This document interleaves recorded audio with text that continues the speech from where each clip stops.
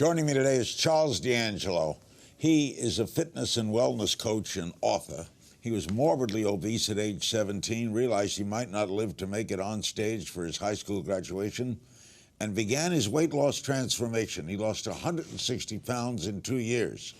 He's since helped hundreds turn their lives around too, and his book, Think and Grow Thin, is centered on the idea that true wellness owes as much to mindset as it does to muscles or meals. Got a great quote here from President Bill Clinton, who says, I've seen several of my friends benefit from their work with Charles. His book, Think and Grow Thin, proves the enormous power of healthy food and exercise combined with the personal determination to stay with it. He gets amazing results. Read this book, follow it, and you will too. How do you think and grow thin? I think it all... Like I'm thinking. Well, I'm not bad, but I'm still thinking. You look like you're doing well, considering what, you had a quintuple bypass in 87 and stopped smoking that day? Well, you know everything, Charles. I've done my homework, any good person does. And I said to myself when I was 17 years old that if I looked at my family, if I looked around me, and I expected those things to be the things that would be determined in my future, I couldn't really have much to hope for. And it dawned on me that if I want things to change, I was going to have to change. So it starts with really reconditioning your relationship with food, reconditioning your relationship with exercise, so that doing what we all know we should be doing becomes something that we do automatically. I would say that the thinking isn't necessarily enough. You have to pair that with activity. You know, it's a lot of people think of me as Mr. Inspiration or Mr. Motivation, but it has to be sufficient enough to get you to take action. And often we don't get to that point until we really start to think about what is the cost of our current lifestyle habits. For you, it took you years. I mean, you used to smoke. What was it for you that made you turn it all around and said, no more? I had a heart and motivation. And it got to the point that you said, okay, there's people that have the heart attack but don't change. Was there one thing that did it? Scared.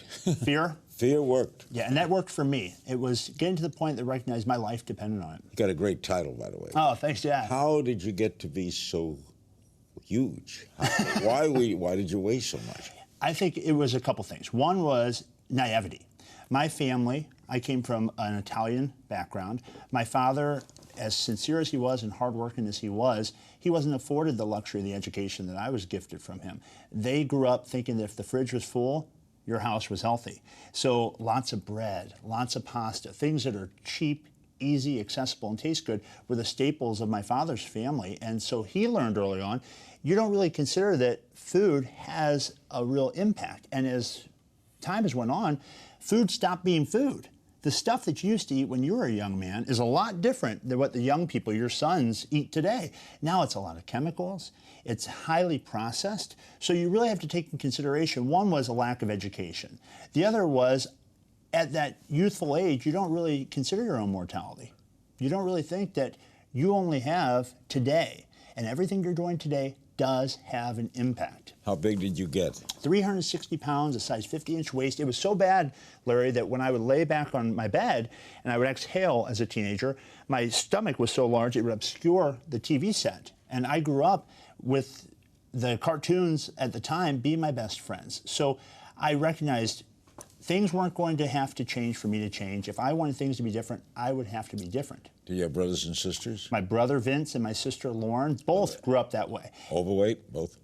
Both have since turned their lives around. Not through some magical diet plan. That's the whole point of my work, is it's not some magic diet. I'm not out here pushing pills or pushing any start of DVD or equipment. It's all in retraining your relationship so that food becomes as basic to you as hygiene. I look at it as kind of like a three-legged stool. You got to have healthy eating.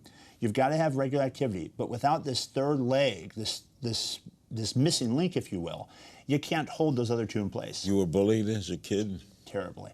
I was bullied to the point that I was thinking of leaving the Catholic school that I attended. I would spend the lunchtime in a bathroom eating my lunch because the kids were relentless in teasing me for the volume of food I would eat. I was not picked to participate in sports at recess, so I stopped going out to recess. I would go into the rectory and sit with the cleaning lady at the table and have conversations like I'm having with you. And that led me into really a very fortunate place for me, because I started to pick up a lot of wisdom from people that were older, and I developed some really key relationships.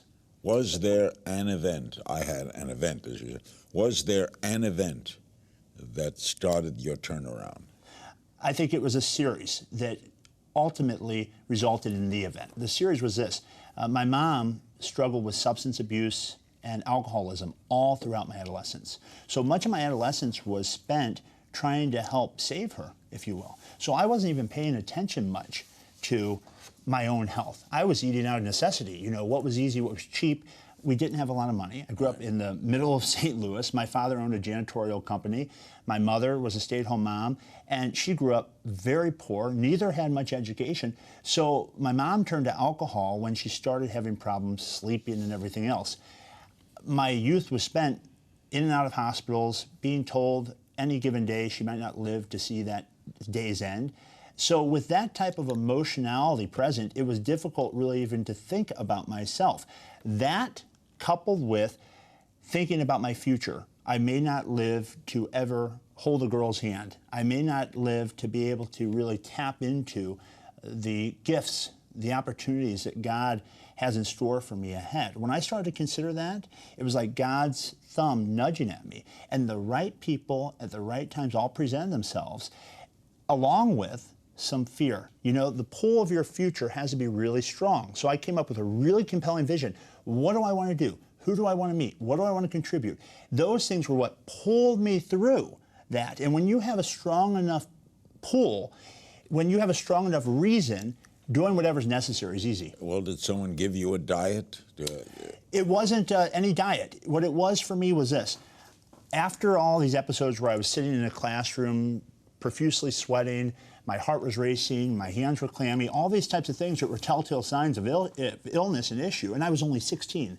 Imagine sitting in a classroom and a desk is too small for you in the first place, and beads of sweat are dripping off of you onto the test. And the nurse would walk by the classroom and say to me, Charles, I want to take you out and I want to do your blood pressure. I wouldn't let her.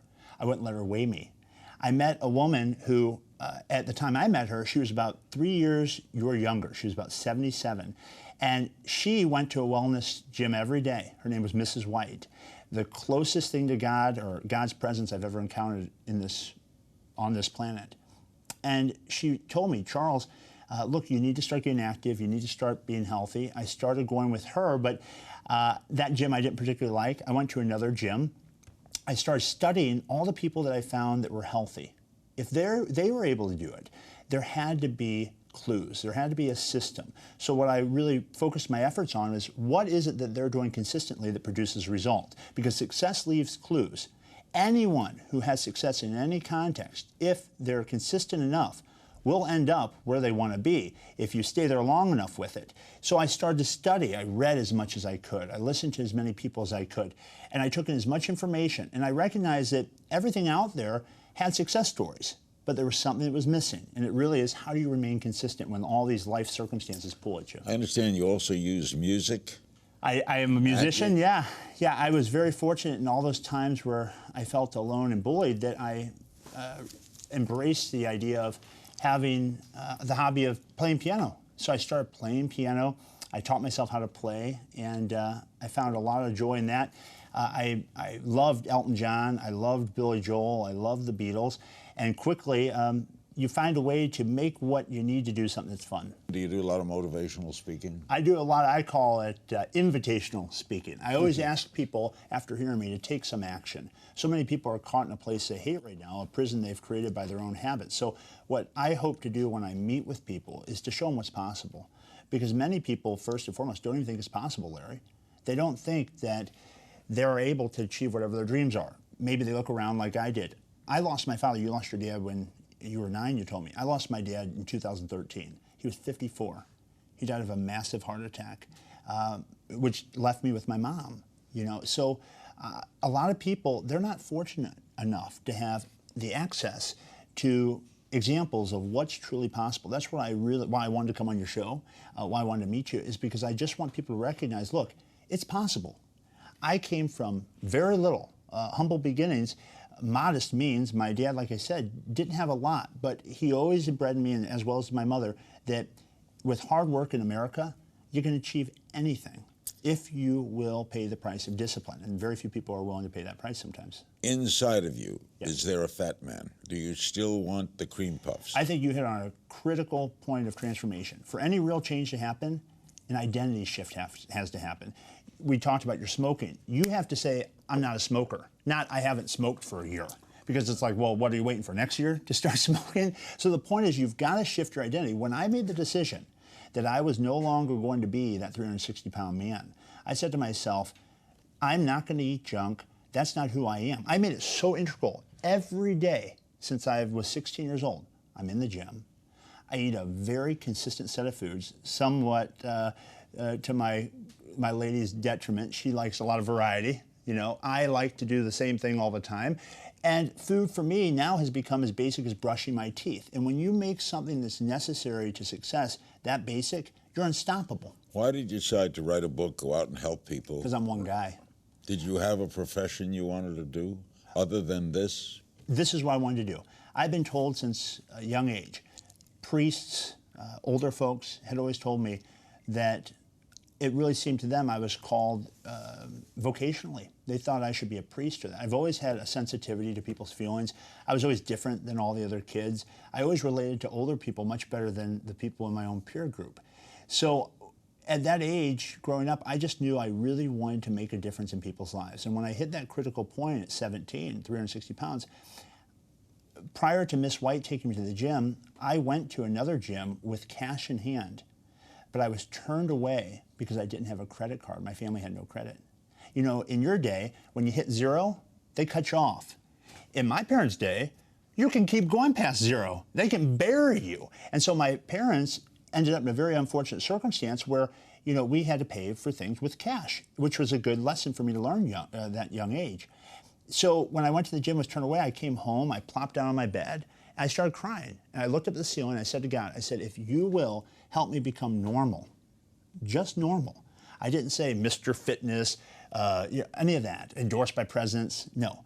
I said, just help me become normal, and I'll do more to serve other people. I did not imagine in my wildest of dreams that I would ever be used for what I have. I heard you once say, you know, you never sought fame, you never sought money. You said since you were 5 years old, you love being on the radio. And the right circumstances lined up in your life for this to all come about, which I have to mention, with this Bill Clinton thing, I never sought that.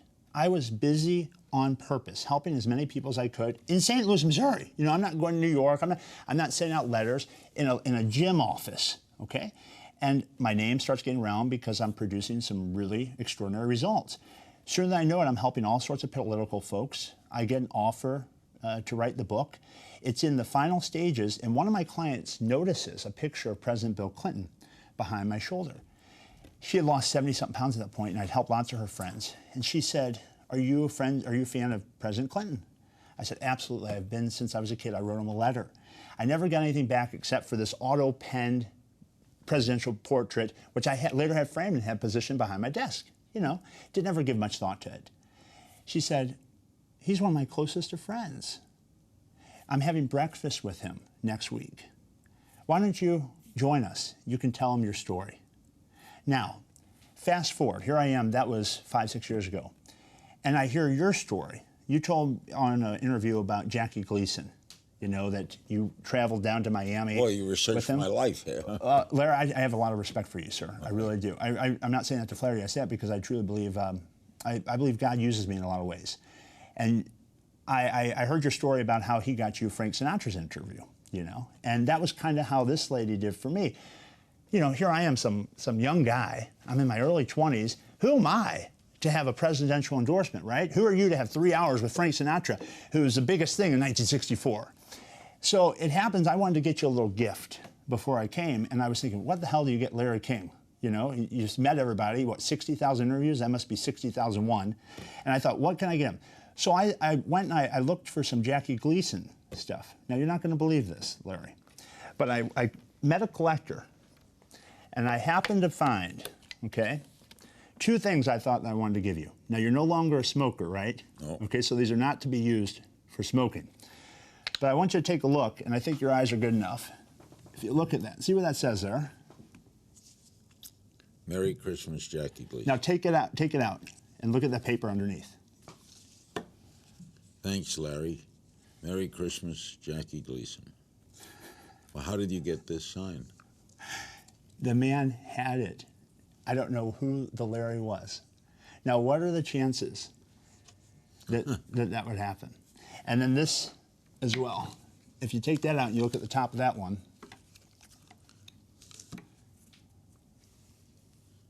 To Larry from Jackie Gleason. So Yeah, this is. So you know, I'm just here to tell you. Where did you get these?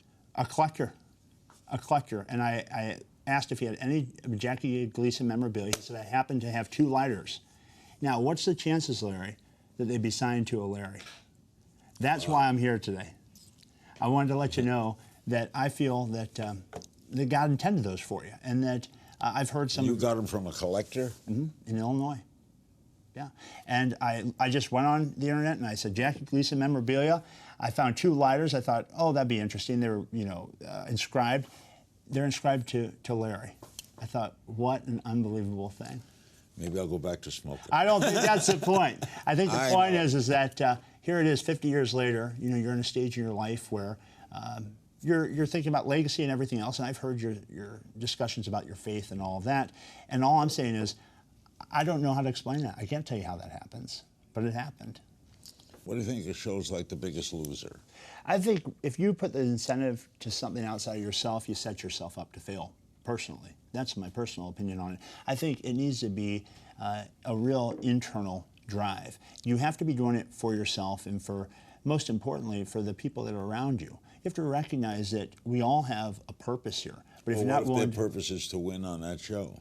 And use the money for something good. Yeah.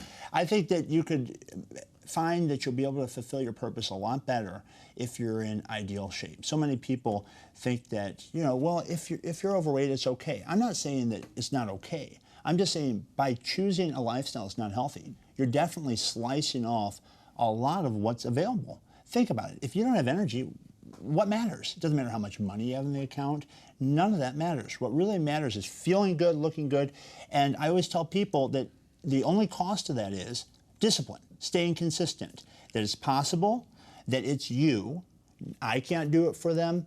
A pill can't do it for them. A program. How many people, Larry, you've interviewed 60,000 people. I mean, personally, you must look at some of this stuff and just shake your head and say, what the hell? I mean, people going on these shows and being shipped away for 8, 12, 16 weeks, losing 100 pounds, put right back in their own world. What do you think is going to happen? So I think the important point is if you don't change so that the circumstances don't influence you, you really have difficulty maintaining the type of changes you want. When you see someone successful in most areas of their lives, but also out of shape, you see a fat man who owns an industry. Absolutely. I think that a lot of people get caught up in distraction. A lot of people make the mistake of believing that by sacrificing their own health, they're in some way serving the greater good. But I'll bring in the old adage in a plane when you get in. They say if emergency should occur and the oxygen mask drop down, they don't tell you to put the oxygen on your child first. They say put it on yourself first. Why? Because if you're not in shape, what service can you be to other people? So the real focus needs to be on taking care of yourself so you can better take care of those you care about. I used to have the old philosophy, I'll take care of you if you take care of me. Then a wise teacher taught me, I'll take care of me if you take care of you so we can take care of each other. And that really changed my life. Now, when we deal with diet and stuff, there's crazy things go on. There's books now, you don't need exercise. Yes. Other books say, this is good to eat, this is bad to eat. Eat that stuff and it'll kill you. And it changes the idea now of a good balanced diet of eggs and have good bread and cheese. Did you ever meet Jack LaLanne? Oh, many times. What'd you think of him? That man lived to be, what, 90? 100, I think. Yeah, 100 years old. And he wasn't doing anything too unique. He was active. He ate right. He was a big proponent, of course, of juicing and all of that. Yeah. But I think the whole basis of his philosophy is, look, to get better, you have to be better. You have to become more. All right, how much exercise do you do? I work out every day. How long? Average 2 hours. I do an hour of cardio. You don't tell people to do that, though, do you? The 2 hours. Absolutely. How many people can do 2 hours a day? How many hours do you have in your day? I don't even count.